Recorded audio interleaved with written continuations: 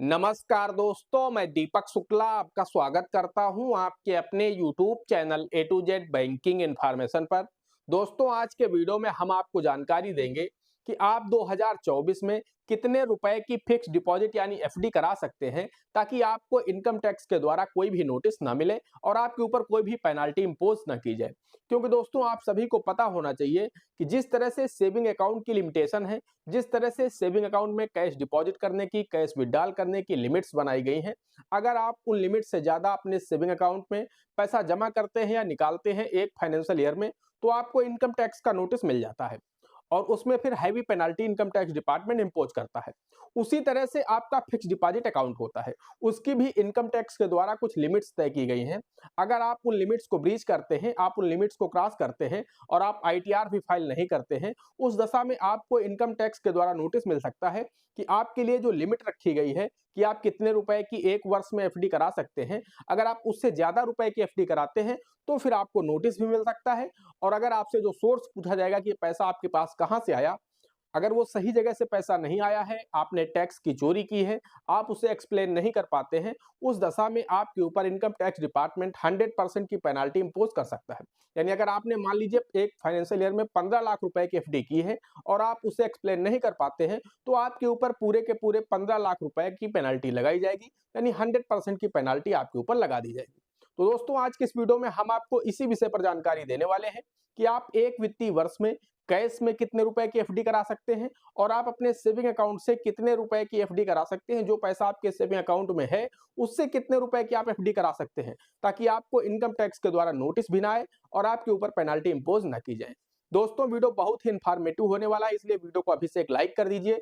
साथ ही चैनल पर नए हैं, पहली बार आए हैं, तो चैनल को सब्सक्राइब करके बेल आइकन को प्रेस कर लीजिएगा, ताकि जैसे हम इस तरह का कोई भी दूसरा वीडियो अपलोड करें तो उसका नोटिफिकेशन आपको सबसे पहले मिले। चलिए शुरू कर लेते हैं।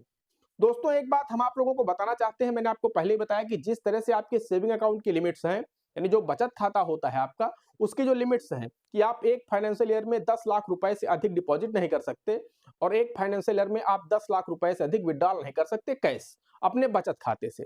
अगर आप इससे ज्यादा करेंगे तो आपको नोटिस मिल जाता है और उसके बाद आपके ऊपर पेनल्टी लगा दी जाती है, अगर आप आईटीआर फाइल नहीं करते हैं, अगर आप टैक्स पेयर नहीं हैं, अगर आप देश के एक सामान्य नागरिक हैं, आप टैक्स पेयर नहीं हैं, उस दशा में आपकी जो लिमिट्स हैं सेविंग अकाउंट की, और वो मैंने बताया आपको कि सभी अकाउंट को जोड़ करके है। ऐसा नहीं है कि आपने 4 सेविंग अकाउंट खोल रखे हैं तो उन सभी से आप 10-10 लाख रुपए विड्रॉल करेंगे और 10-10 लाख रुपए डिपॉजिट करेंगे। वो एक पर्सन के लिए है, वो सभी बैंक अकाउंट को जोड़ करके लिमिट है 10 लाख रुपए।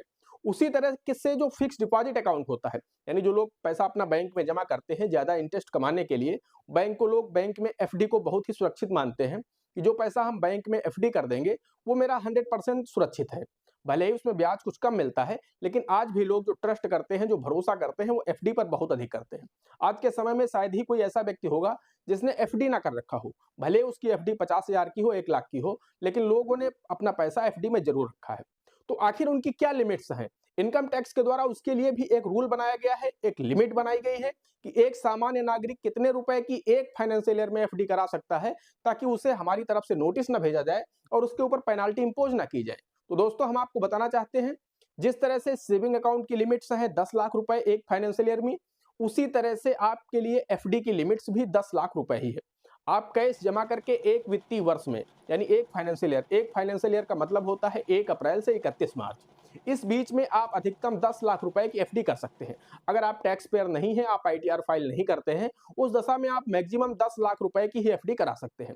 उससे ज्यादा अगर आप एफडी करते हैं तो फिर आपको नोटिस मिल सकता है और आपके ऊपर पेनल्टी लगाई जा सकती है, अगर आप उसे एक्सप्लेन नहीं कर पाते हैं। वहीं अगर आप आईटीआर फाइल करते हैं, टैक्स पेयर हैं, टैक्स दे रहे हैं, तो आप कितने भी अमाउंट की एफडी कर सकते हैं।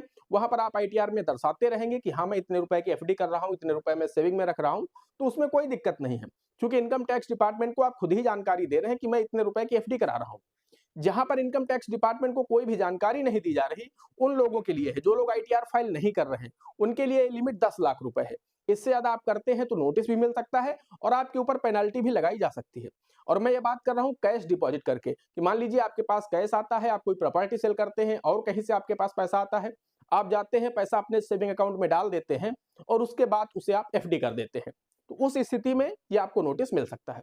वहीं दूसरी चीज हम आपको बताना चाहते हैं कि मान लीजिए आपकी पहले से कोई एफडी चल रही है और जब वो मैच्योर होती है, मैच्योर होने के बाद आप पैसा अपने सेविंग अकाउंट में ले लेते हैं। उसके बाद फिर से उसी पैसे से आप एफडी कराते हैं, तो वो भी आपका इसी में काउंट किया जाएगा, यानी जोड़ा जाएगा, ऐड किया जाएगा। जो अमाउंट 10 लाख रुपए आपके लिए रखा गया है, वो इसी अमाउंट में जुड़ जाएगा। वहीं अगर आपकी पहले से कोई एफडी चल रही है, आप उसका ऑटो रिन्यू कराते हैं, तो वो इस अमाउंट में ऐड नहीं किया जाएगा। अब मान के चलिए आपने 6 लाख रुपए की नई एफडी कराई एक फाइनेंशियल ईयर में कैश डिपॉजिट करके। आप बैंक गए, 6 लाख रुपए डिपॉजिट किया और एफडी करा दिया।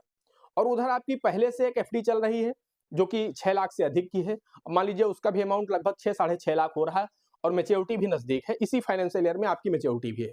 उस दशा में आप क्या सोच रहे हैं कि मेरा जो 6 लाख रुपए फिक्स है, इसका जो भी ब्याज होगा वो हम ले लेंगे और जो मूलधन है, उसका जो प्रिंसिपल अमाउंट है, उसकी हम फिर से एफडी कर देंगे। तो वो पैसा आप क्या करते हैं, अपने सेविंग अकाउंट में ले लेते हैं। जैसे ही एफडी आपकी मैच्योर होती है, आप वो पैसा सेविंग अकाउंट में ले लेते हैं, एफडी टूट करके आ जाती है। उसमें से ब्याज आप अपने पास रोक लेते हैं सेविंग अकाउंट में, और जो 6 लाख रुपए प्रिंसिपल अमाउंट है, उसकी आप फिर से एफडी करा देते हैं। उस दशा में आपकी लिमिट हो गई 12 लाख रुपए। 6 लाख आपने कैश में कराई, 6 लाख रुपए का जो ब्याज सहित आपकी एफडी टूट करके आई, आपने फिर से उस 6 लाख रुपए की एफडी करा दी। तो यहाँ पर जोड़ा जाएगा, ये 12 लाख रुपए हो जाएंगे, तो इसमें आपको नोटिस मिल सकता है। लेकिन हम आपको बताना चाहते हैं, मान लीजिए आपने 6 लाख रुपए की एफडी कराई कैश डिपॉजिट करके, और आपकी कोई एफडी 10 लाख रुपए की पहले से चल रही, जो कि इसी फाइनेंशियल ईयर में मैच्योर होने वाली है। उस दशा में आप पहले एक दिन पहले चले जाते हैं और बैंक से बोल देते हैं किसी आगे और बढ़ा दीजिए, 5 साल के लिए, 2 साल के लिए या 1 साल के लिए। वो आपका एफडी आगे बढ़ जाती है, रिन्यू हो जाती है। उस दशा में वो अमाउंट ऐड नहीं किया जाएगा, सिर्फ और सिर्फ यही 6 लाख रुपए माने जाएंगे इस फाइनेंशियल ईयर में, जो आपने कैश डिपॉजिट करके किया है। तो कुल मिलाकर के आप जो एफडी रिन्यू कर देंगे या बैंक की तरफ से ऑटो रिन्यू हो जाएगा, वो इस अमाउंट में ऐड नहीं किया जाएगा। लेकिन जो एफडी आप तोड़ करके अपने सेविंग में पैसा लेंगे और उसके बाद एफडी कराएंगे, वो अमाउंट यहाँ पर जोड़ा जाएगा। तब अगर लिमिट आपकी 10 लाख रुपए को क्रॉस करती है, तो फिर आपको इनकम टैक्स का नोटिस मिल सकता है, और ये नोटिस आपको अगले 3 सालों में कभी भी मिल सकता है। नियमों में कुछ परिवर्तन किया गया है। हाई कोर्ट का एक फैसला आया है कि अगर अमाउंट आपका 50 लाख रुपए से कम है, तो आपको अधिकतम 3 साल में ही इनकम टैक्स डिपार्टमेंट को नोटिस भेजना होगा। उससे ज्यादा टाइम तक आपको रिकॉर्ड रखने की आवश्यकता नहीं है। 3 साल के अंदर ही अंदर आपको नोटिस मिल जाएगा, अगर आप लिमिट को क्रॉस करते हैं। अगर 3 साल क्रॉस कर गए, तो फिर आपको इनकम टैक्स डिपार्टमेंट का पुराने मामले का नोटिस नहीं आएगा। वहीं अगर मामला आपका 50 लाख रुपए से अधिक का है, तो फिर ये नोटिस आपको अगले 10 सालों में कभी भी आ सकता है। जी हाँ दोस्तों, इनकम टैक्स डिपार्टमेंट, अगर आपका मामला 50 लाख रुपए से अधिक की लिमिट का है, तो फिर वहां पर 10 सालों में आपको नोटिस कभी भी आ सकता है।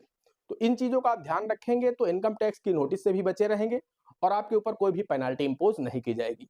दोस्तों, आशा करते हैं वीडियो पसंद आया होगा। अगर वीडियो पसंद आया हो तो प्लीज वीडियो को एक लाइक करिएगा।